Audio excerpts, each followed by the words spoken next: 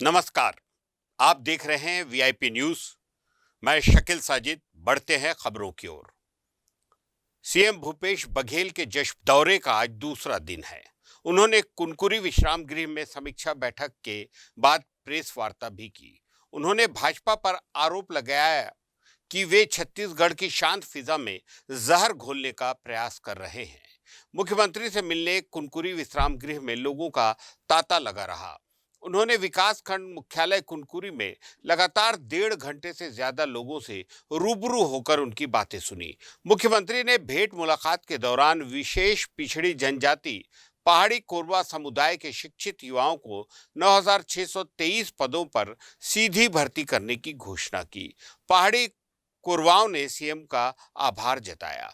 इसके अलावा सरना स्थलों का उन्नयन, 100 बिस्तर अस्पताल की स्थापना, पॉलिटेक्निक कॉलेज स्थापना, शाही दंड में विद्युत सब स्टेशन खोलने, गौरव पथ निर्माण, बगीचा राजपुरी, कैलाश गुफा, खुड़िया रानी को पर्यटन का दर्जा देने की भी घोषणा की। भारत सरकार बंद कर देगी। इसके लिए मैंने प्रधानमंत्री भी कई पत्र लिखा, वित्त मंत्री की बैठक में भी बात कही, गृह मंत्री की बैठक में बात की, पार्टी फोरम में भी मैंने उठाया था। सोनिया जी, राहुल जी को भी मैंने इस बात की थी। और जो उत्पादक राज्य हैं, 15-16 राज्य के मुख्यमंत्री को भी मैंने पत्राचार किया। उसमें एक अभी ये है कि उसके लिए जीएसटी कंपनसेशन के लिए जो शेष लगा रहे थे उसको 2026 तक के लिए बढ़ा दिया गया है। लेकिन अब एक कदम और उसमें बचा है कि वो जो शेष की राशि भारत सरकार वसूल करेगी, उसके लिए राज्यों को उसी प्रकार से कंपनसेशन देगी जो पिछले 5 साल से देती आ रही है। इसका निर्देश या निर्णय नहीं हुआ है। यदि ये निर्णय हो जाता है तो निश्चित रूप से छत्तीसगढ़ में लगभग हर साल हमको 5,000 करोड़ का नुकसान होगा, उसकी भरपाई हो सकती है। फिर से मैं भारत सरकार से आग्रह करूंगा कि वो जो आपने जीएसटी का शेष तो 5 साल के लिए बढ़ा दिया, 2022 से 2026 4 साल के लिए बढ़ा दिया, लेकिन राज्यों को उसकी पूर्ति की जाएगी, ये आदेश नहीं निकला है। तो ये आदेश के हम अपेक्षा कुनकुरी और जसपुर के कार्यक्रम में संशोधन करना पड़ा।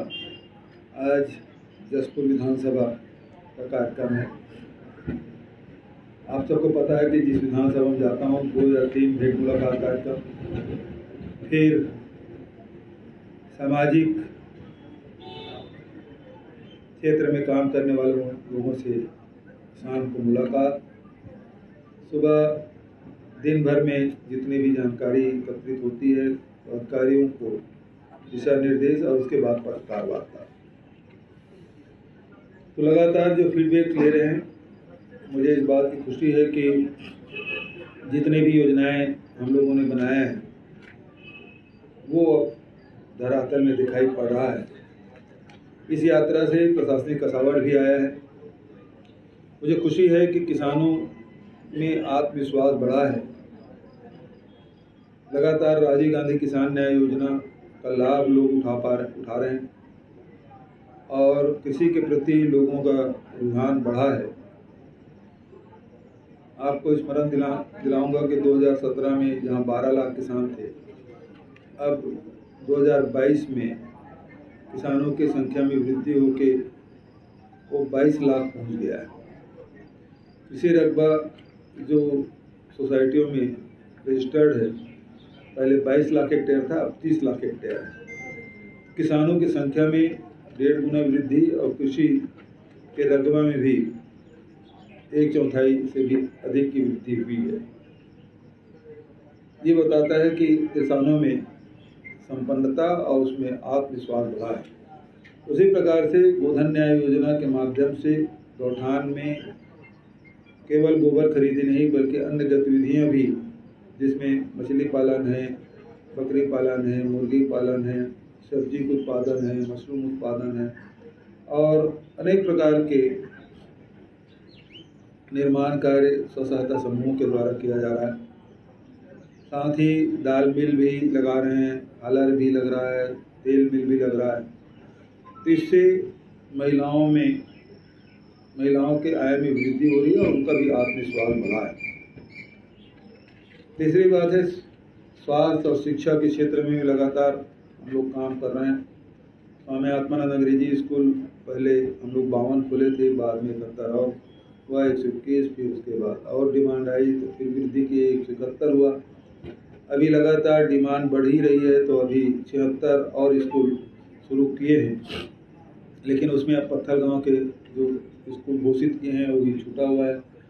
अभी कुनकुरी में भी कुछ और घोषणाएं किए हैं, वो भी अभी छूटा हुआ है, तो उसके लिए और भी उसकी स्वीकृति देनी होगी। तो शिक्षा के क्षेत्र में जो लोगों के जो रुझान है वो निश्चित रूप से स्वागत योग्य है। शिक्षा, स्वास्थ्य और रोजगार, ये तीनों का काम, और खासकर जो जशपुर जो जिला है उसमें पर्यटन की भी बहुत संभावनाएं हैं और बायोडाइवर्सिटी के बहुत से आपको ऐसी चीज़ें मिलेगी जो हिमालय और हिमालय की तराई में जो मिलता है वो सब चीज़ आपके जशपुर ज़िले में दिखाई पड़ता है। उन सब चीज़ों को सहेजने की ज़रूरत है। दूसरा, जितने भी वनौषधि है उसका व्यवसायीकरण किया जाना चाहिए जिससे ग्रामीण जनों को उसका लाभ हो। और तीसरा, यहाँ पर्यटन को बढ़ावा देकर भी, और यहाँ की जो क्लाइमेट है उसमें बहुत सारे फसलें ली जा सकती है, तो उसको ट्रेनिंग भी देने का काम, और ट्रेनिंग के साथ साथ उत्पादन, और उत्पादन के साथ साथ मार्केटिंग की ज़रूरत पड़ेगी। इसके लिए पत्रकारिता आने दीजिए, पत्रकारिता। स्वास्थ्य मंत्री टीएस सिंहदेव फिर एक बार कोरोना संक्रमण की चपेट में आ गए हैं। मंत्री सिंहदेव ने खुद ट्वीट कर इस बात की जानकारी दी। बता दें कि मंत्री सिंहदेव पिछले सप्ताह लगातार दिल्ली में आयोजित कांग्रेस के आंदोलन में शामिल हुए थे। दिल्ली से लौटते ही उन्होंने अपना कोविड टेस्ट कराया, जिसमें उनकी रिपोर्ट पॉजिटिव आई है। मंत्री सिंहदेव के इस ट्वीट के बाद मुख्यमंत्री भूपेश बघेल ने भी ट्वीट कर स्वास्थ्य मंत्री के जल्द स्वस्थ होने की कामना की है।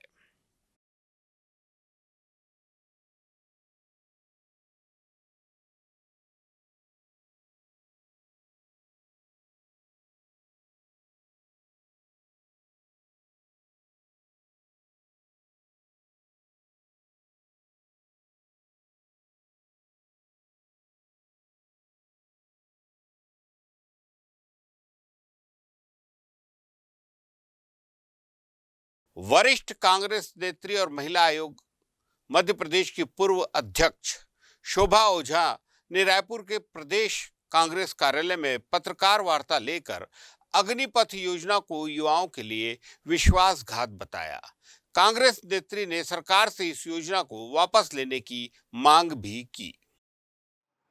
वरिष्ठ कांग्रेस नेत्री, हम पत्रकार साथी, आज की इस महत्वपूर्ण पत्रकार वार्ता में मैं आप सबको का हार्दिक अभिनंदन करता हूं, क्योंकि ये पत्रकार वार्ता। आदरणीय पत्रकार बंधुओं, आज आप लोग के सामने बहुत ही महत्वपूर्ण विषय पर चर्चा करने के लिए हम उपस्थित हैं। जैसा कि बैनर बता रहा है, अग्निपथ की बात, युवकों के साथ विश्वासघात।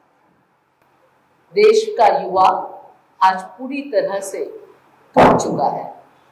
देश का युवा जिसमें एक जज्बा है देश की सेवा करने का, सेना में काम, अपनी सेवाएं देने का, सेना में जाकर वो अपने आहुति देना चाहता है। वो अपने परिवार में, अपने समाज में, अपने गांव में अपनी एक पहचान बनाना चाहता है। और ये वो युवा है जो कि विपरीत परिस्थितियों में कभी 3 बजे, कभी 4 बजे, ठंड, गर्मी, बारिश को नजरअंदाज करके दौड़ता है। आप कभी भी गुजरेंगे कहीं से भी इस समय पे तो आपको काफी सारे युवा दौड़ते दिखेंगे। और ये कोई बहुत बड़े पिता का बेटा नहीं है, ये एक किसान का बेटा है, ये एक मजदूर का बेटा है। कवर्धा जिले में यात्री बस अनियंत्रित होकर 25 फीट गहरी खाई में गिर गई। इसमें 55 मजदूर सवार थे। बताया गया है यह बस यूपी के सुल्तानपुर से बिलासपुर के लिए निकली थी, लेकिन कुकदूर थाना इलाके के पोलवी गांव के पास हादसे का शिकार हो गई। घटना में 2 लोगों की मौके पर ही मौत हो गई, वहीं 30 से अधिक सवार घायल हो गए हैं। इधर हादसे की जानकारी मिलते ही मुख्यमंत्री भूपेश बघेल ने जिला प्रशासन को घायलों के त्वरित उपचार का निर्देश दिया। कन ही टूट गया जल्दी ये सब ऊपर ना पकड़ दे यार।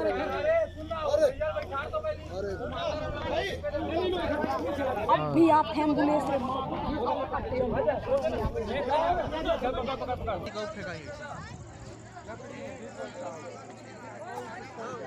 बच्चा का नसीब हो तो हो पलटा के देखा आयो मो दो दीदी दो ब्लो बैठ बैठ बैठ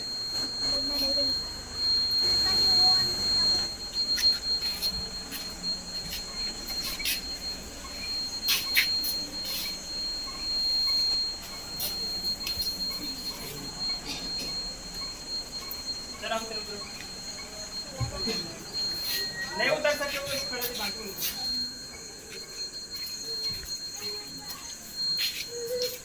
अरे चला चला अरे नहीं सकता पीछे वो सब कर दे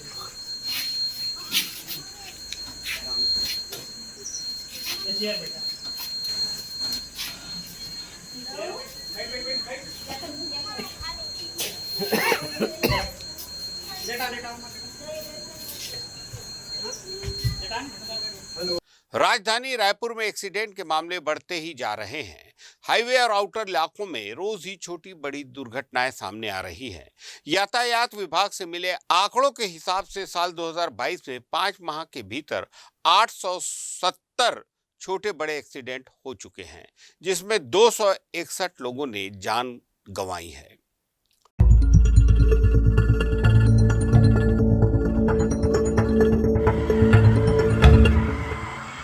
शहर की यातायात व्यवस्था सुधारने यातायात पुलिस की टीम द्वारा देश के बड़े शहरों और महानगरों का दौरा कर व्यवस्थाओं की जानकारी ली गई थी, ताकि इन महानगरों की तर्ज पर राजधानी रायपुर की यातायात व्यवस्था को भी अमली जामा पहनाया जा सके।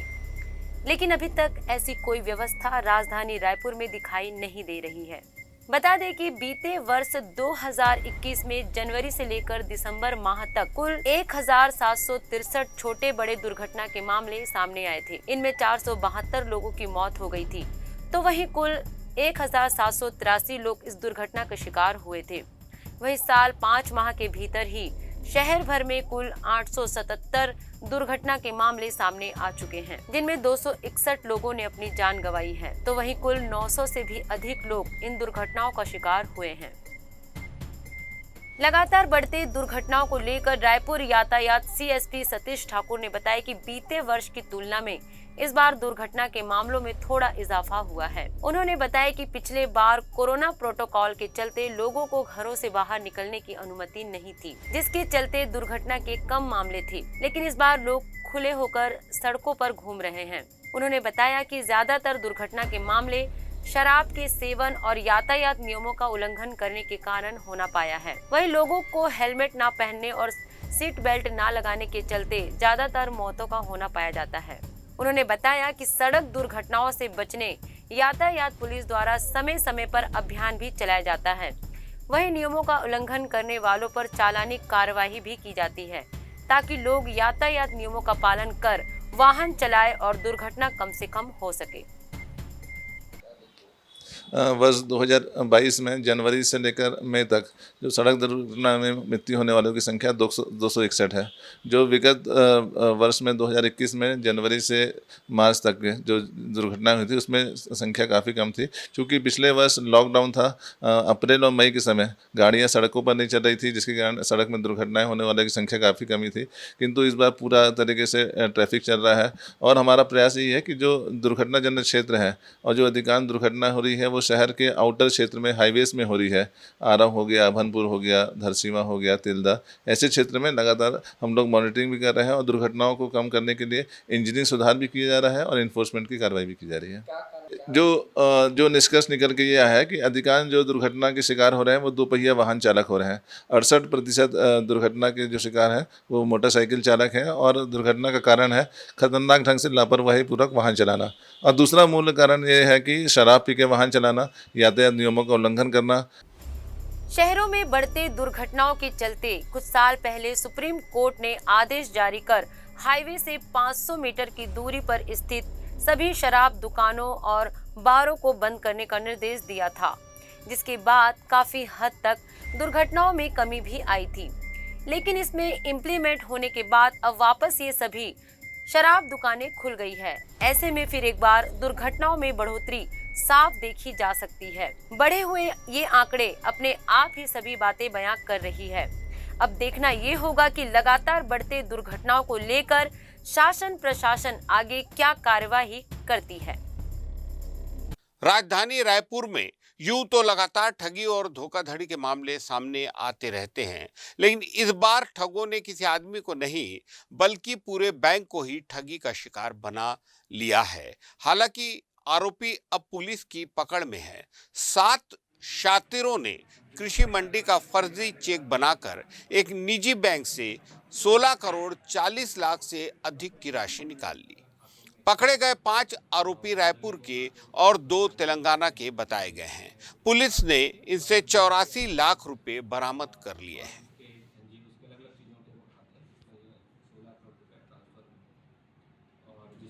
फर्दर अलग अलग ट्रांजेक्शन करते करते कहीं ना कहीं से कुछ ने कैश विड्रॉ किया है, कुछ के खातों की डिटेल अभी भी हम लोग ले रहे हैं। अलग अलग खातों में हुआ।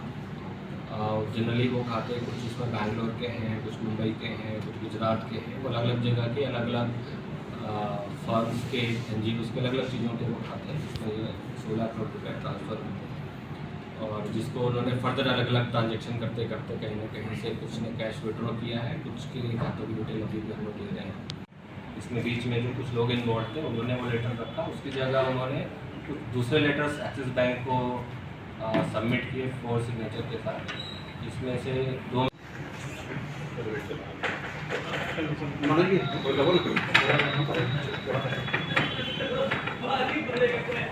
परसों एक FIR दर्ज की गई है और उसमें एक बैंक का एक कॉम्प्लेक्स फ्रॉड है।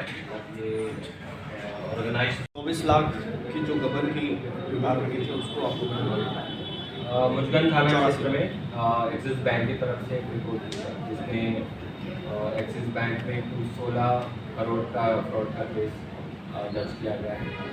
मंडी बोर्ड की तरफ से एक खाता एक्सिस बैंक में खुलाया गया था और उस खाते में कुछ फेक ऑर्डर्स के माध्यम से 16 करोड़ के ट्रांजेक्शन 13 अलग अलग खातों में देश के अलग अलग शहरों में ट्रांसफर हुए। और कुछ दिनों बाद जब ये वीरवार की वो जो ट्रांजेक्शन हुए हैं वो गलत है, तो उस पर केस दर्ज किया गया है। और केस दर्ज करके इसमें 7 आरोपियों की गिरफ्तारी करी गई है, जिसमें से 5 रायपुर के हैं, 2 आरोपी हैदराबाद में हमारी टीम ने अरेस्ट किया है। इनसे अभी 84 लाख रुपीज़ इनसे बरामद किए गए। ये कॉम्प्लेक्स तरीके का फ्रॉड है, जिसमें FD खुलाई गई, फिर उससे अलग अलग ट्रांजेक्शन किए गए, उसको मल्टीपल लेवल में उसका मनी इसमें कुछ मुंबई के लोग भी इन्वॉल्व हैं, कुछ हैदराबाद के लोग इन्वॉल्व हैं, जिसके लिए हमारी टीम्स लगी हुई हैं। और इसमें जो एक्सिस बैंक के ब्रांच मैनेजर हैं, जिस ब्रांच में खाता था, उनके भी सलिप्ता रहे हैं, उनको गिरफ्तार किया है। उसके अलावा टोटल महिंद्रा बैंक के ऑपरेशन मैनेजर हैं, उनका भी इसमें रोल था, तो उनको भी गिरफ्तार किया गया है। इसके अलावा 2 आरोपी रायपुर के खमाड इलाके में बीते दिनों हुए अंधे कत्ल की गुत्थी पुलिस ने सुलझा ली है। बता दें कि कुछ दिनों पहले ही खमाड इलाके के पार्वती नगर में एक युवक की बेरहमी से हत्या कर दी गई थी। मामले में 2 आरोपियों को पुलिस ने पकड़ लिया है, वहीं 2 आरोपी अभी भी फरार हैं।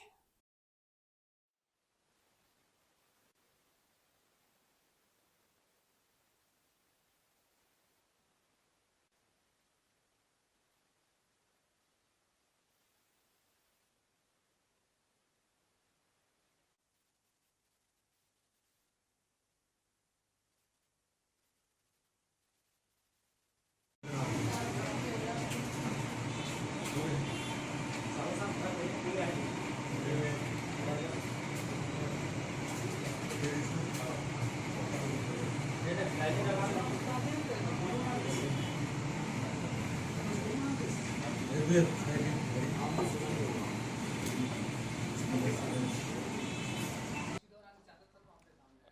है ना, बंदिश नहीं है। अच्छा, मुझे एक बात ये है, इसको बात को इस पे नहीं बोला हूँ।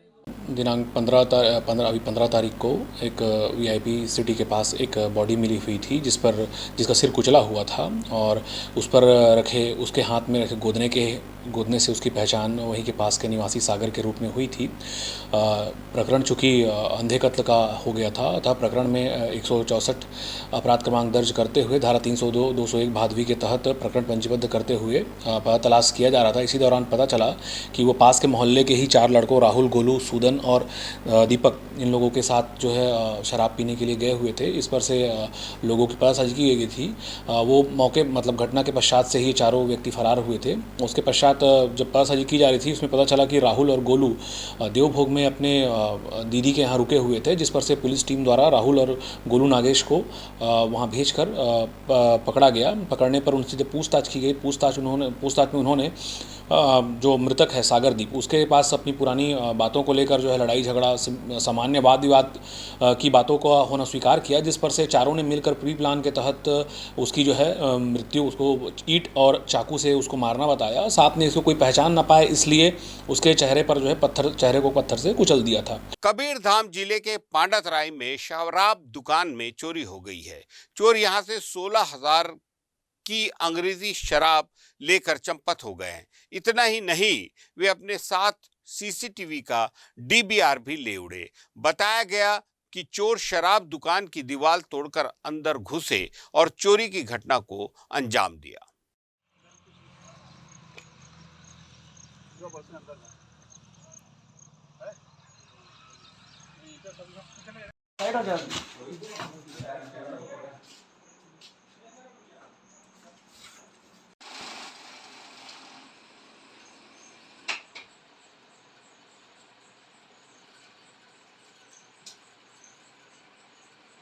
गरियाबंद सिटी कोतवाली इलाके के सड़क परसुली गांव के सरकारी स्कूल से कंप्यूटर, टीवी समेत स्कूल के दस्तावेज पर हाथ साफ करने वाले 4 चोरों को कोतवाली पुलिस ने हिरासत में लिया है। आरोपियों से सारा सामान जब्त कर लिया गया है।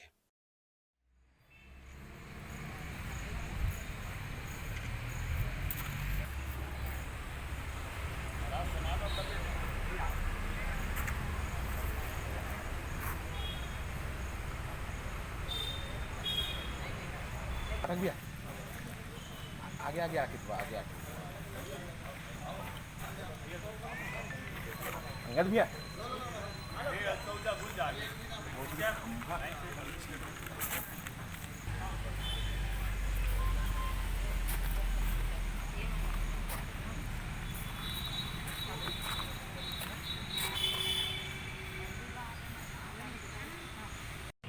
ये शासकीय उत्तर माध्यमिक शाला सड़क परसुली में चोरी हुआ था। चोरी की रिपोर्ट 12/6 को थाना में दर्ज किया गया था और जिसकी अज्ञात आरोपी के खिलाफ पता तलाश किया जा रहा था और एसपी साहब द्वारा स्पेशल टीम गठित की गई थी। पता तलाश के दौरान मुखबिर की सूचना मिला। मुखबिर की सूचना पे ग्राम बावला के 4 लोगों को पकड़ा गया और उसको थाने में लाकर पूछताछ की गई, जो अपराध को कबूल किया। कबूल करने पर चारों के द्वारा जितने चोरी हुए थे स्कूल के जो सामान बरामद किया गया, उसके बाद उसको न्यायिक रिमांड में जेल भेज दिया। 23 दिन की लंबी हड़ताल के बाद जांजगीर चांपा जिले के पटवारी सोमवार 27 जून से काम पर लौट जाएंगे। पामगढ़ तहसीलदार और नायब तहसीलदार को अटैच किए जाने और टीआई के खिलाफ विभागीय जांच के उचित आश्वासन के बाद पटवारियों ने अपनी हड़ताल समाप्त करने का फैसला लिया।